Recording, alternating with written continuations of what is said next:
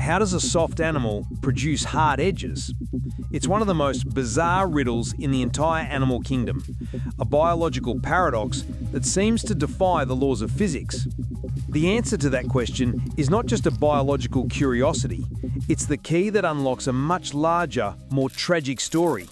A case file on an animal misunderstood, hunted, and nearly erased, all before we even began to understand its most profound secrets. G'day, and welcome back to Aussie Oddities. I'm Bruce. And I'm Damo. And tonight, we're opening the case file on one of Australia's most iconic and misunderstood creatures, the wombat. For millennia, they were a fundamental part of this land, woven into the very fabric of culture. For the Naringo people of the Snowy Mountains, they were central figures in the dreaming, powerful creator beings who shaped the valleys and mountains.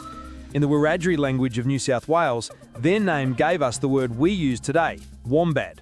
They were a known quantity, a creature of significance, hunted with respect and observed with wisdom. When the first European colonists arrived, this unique animal was a source of intense scientific confusion. The scientific community in England was baffled by the first specimens. Was it a type of badger? A small, stocky bear? They classified it as Wombatus ursinus, the bear-like wombat. That curiosity exploded into astonishment with the discovery of the Diprotodon. Fossil evidence unearthed in the 1830s revealed a prehistoric ancestor the size of a rhinoceros, weighing up to 3 tons. This wasn't just some quirky creature, it was the last living link to an Australian prehistoric megafauna, a lost world of giants.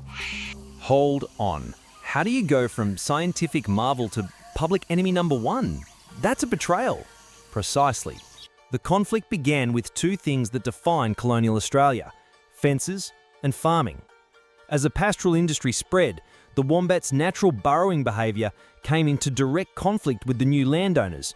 They dug under fences, creating highways for invasive rabbits and access for dingoes, and their deep burrows posed a genuine hazard to livestock that could break a leg and to expensive ploughs.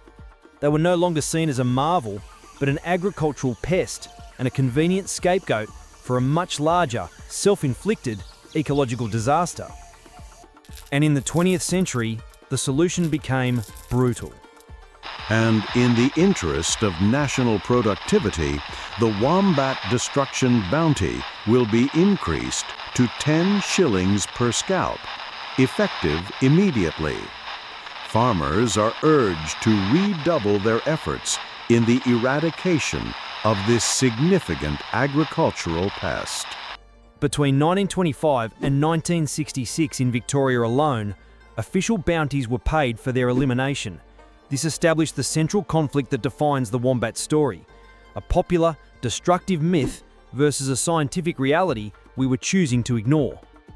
The consequences were catastrophic. By the 1980s, the northern hairy-nosed wombat was one of the most endangered mammals on the planet. Just 35 individuals remained, clinging to survival in a single tiny patch of land, the last refuge for their entire species. The wombat plague myth was scientifically impossible. They are incredibly slow breeders. A female is not even sexually mature until she is 3 years old, and after that produces just one joey every 2 to 3 years. The real killers were the rabbit plagues that destroyed their food source, and the devastating spread of sarcoptic mange. And despite their cuddly appearance, they are fiercely territorial and built like a small, furry tank. If a predator is foolish enough to follow a wombat into its burrow, it employs one of the most brutally effective defense mechanisms imaginable. Its rear end is a fused plate of bone, cartilage and fur, a literal armoured shield that scientists call a dermal shield. The wombat will let the predator get in close, then use its powerful legs to launch itself upwards with explosive force, crushing the predator's skull against the hard-packed earth and rock of the burrow roof. So its ultimate defense is to kill you with its bum. That is the most Australian thing I have ever heard. Alright, the legends have to have some stories about this. Has anyone ever encountered an animal that was way tougher or more dangerous than it looked? Chuck your story in the comments. I'm keen to read these yarns. Right, a rear end that's a smashing weapon. That's already bizarre, but I heard an even stranger story about them. One that sounds like a joke. It's no joke. The wombat is the only known animal on Earth that produces cube-shaped feces. For decades, the mystery baffled science. How could a round anus produce a square peg? Then, in 2018, research by fluid dynamics expert Dr. Patricia Yang at Georgia Tech finally solved the riddle. By studying the intestines of wombats that had been euthanized after vehicle collisions, her team discovered the secret wasn't at the exit. It was in the final 8% of the intestine. Wombat feces are much drier than human feces, which helps them survive in arid conditions. In this final section of the intestinal walls have variable elasticity. Two sides are rigid and grooved, and two are more flexible. As the rhythmic contractions of the intestine, a process called peristalsis, squeeze the semi-solid fecal matter along, these varied pressures sculpt the material, forming distinct flat faces and sharp corners. The intestine literally shapes the cubes internally before they are even fully formed. And to make sure you don't miss out on any more of these hidden stories as we uncover them, now is the perfect time to hit that subscribe button and join our community of investigators. This unique ability isn't just a quirk, it's a brilliant adaptation. Wombats have poor eyesight, and they use their scat to communicate and mark territory. By producing flat-sided cubes, they can place their markers on top of rocks and logs without them rolling off. Unbelievable. So even their poop tells a story of adaptation. This just proves what the Conservationist Georgia Standard said, doesn't it? We love these animals, but we know almost nothing about them. Standard's observation was spot on. She said, "This is a species that everyone loves, but about which little is known." But that deeper knowledge led to the wombat's ultimate redemption, thanks to another scientist, Julie Old. She gave the wombat a new title, one that would change everything. They are ecological engineers. Their extensive burrows, some over 30 meters long with multiple chambers, are not just holes in the ground. They are complex structures that aerate the soil, churn up nutrients, and increase water penetration, creating a ripple effect of health through the entire local environment. And in Australia's most extreme moments, this role as a provider of shelter becomes life-saving. During the catastrophic Black Summer bushfires of 2019-2020, reports from firefighters and wildlife rescuers were confirmed by surviving camera traps. Compelling evidence emerged showing countless animals survived by taking refuge from the inferno inside the deep, cool, humid sanctuary of wombat burrows. The very thing they were hunted for, their digging, is what makes them heroes.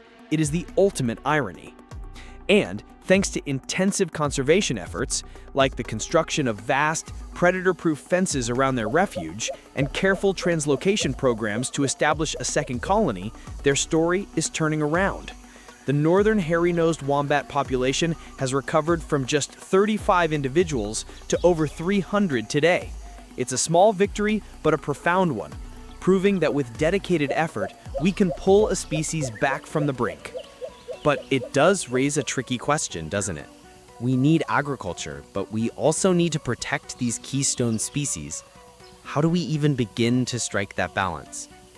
The wombat story is a sobering reminder, written in cubes of scat and burrows of survival. It proves that sometimes the creatures we dismiss as pests are in fact the very engineers holding the ecosystem together. The question is, how many other engineers are we trying to eliminate simply because we haven't bothered to read their blueprints? The wombat story is a cautionary tale, a species we pulled back from the brink of misunderstanding. But it forces us to ask a chilling question. What happens when we don't learn this lesson in time? What happens when an animal becomes a legend for all the wrong reasons? Our next case file investigates Australia's greatest ecological tragedy, the hunt for the Thylacine. Click here to investigate the ghost of the Tasmanian bush and the evidence that suggests its story might not be over.